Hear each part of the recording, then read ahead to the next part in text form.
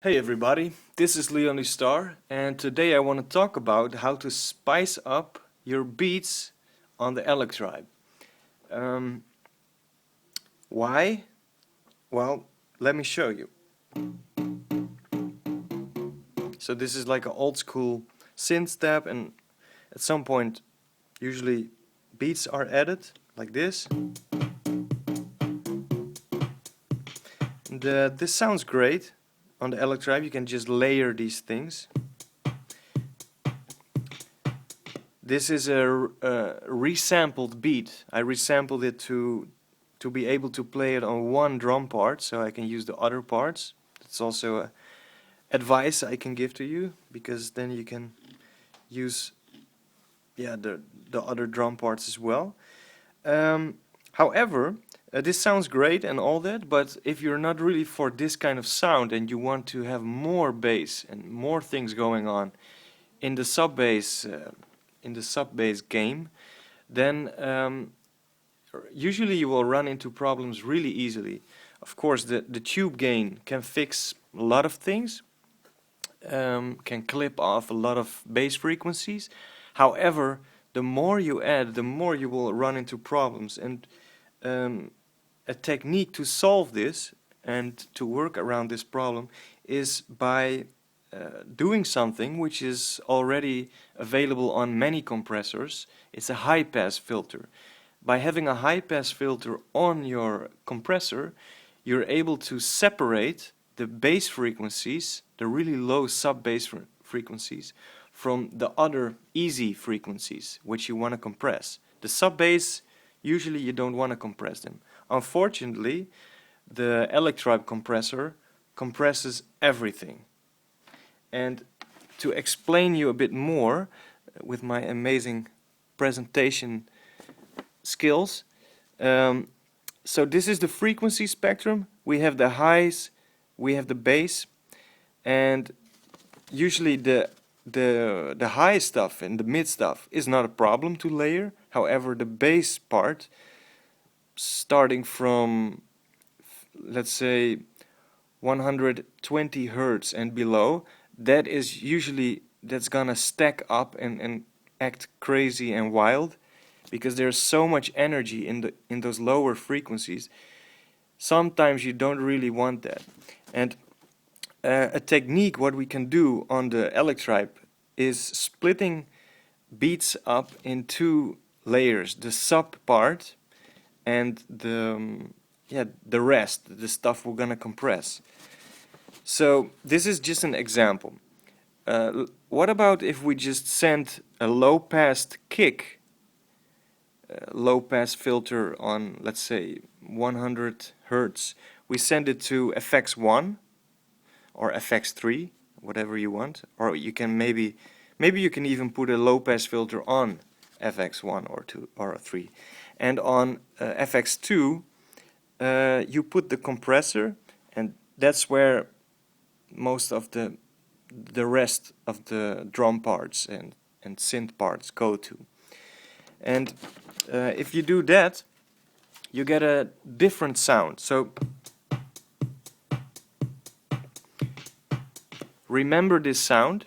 I made a recording which I will make available for you, which is the recording of the output of this YouTube video, so you can really compare.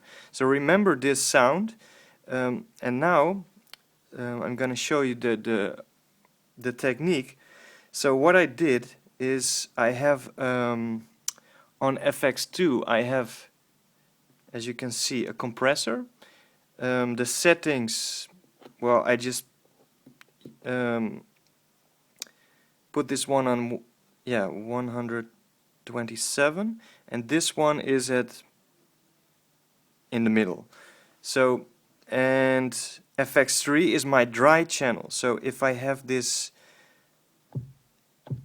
is the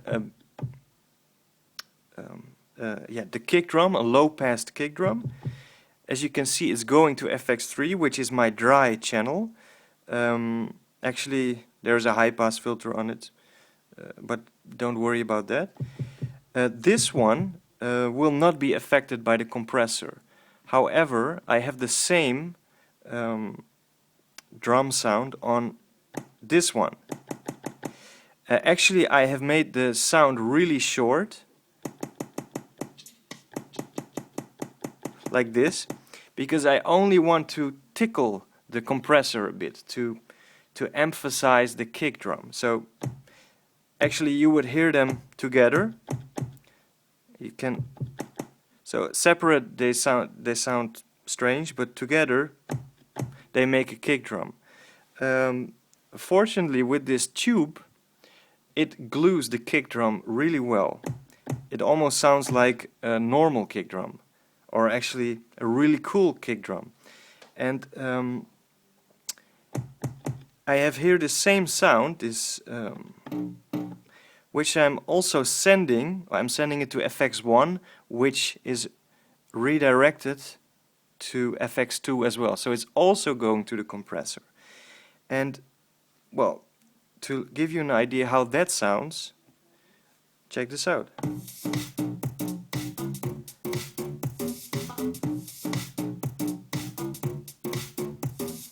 And let me compare it with the previous one.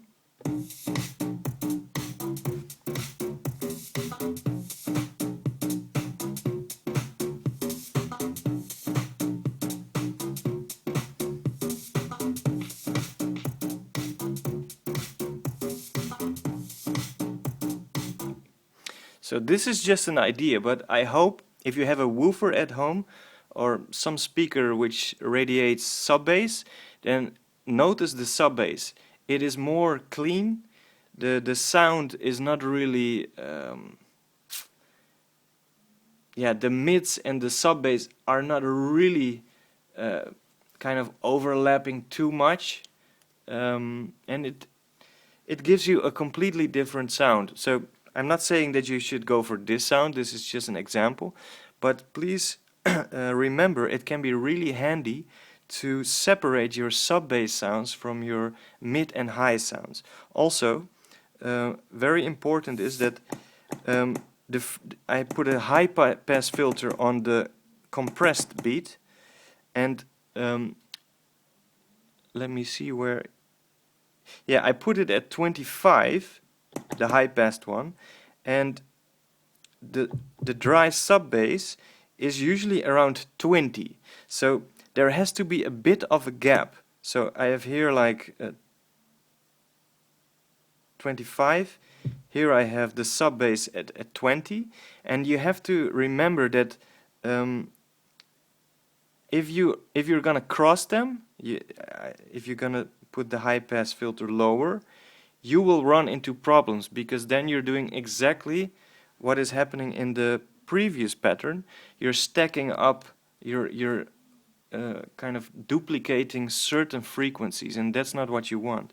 So yeah, I hope this helps, and I hope this can really get you, can improve your beats on the Electribe.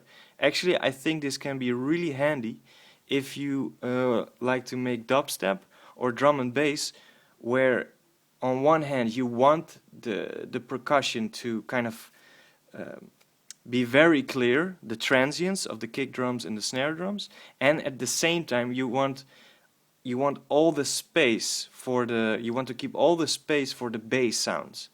So yeah, I hope this helps, and if you have any trick, please share it with me. I'm always interested, and yeah, keep on electribing. Bye bye.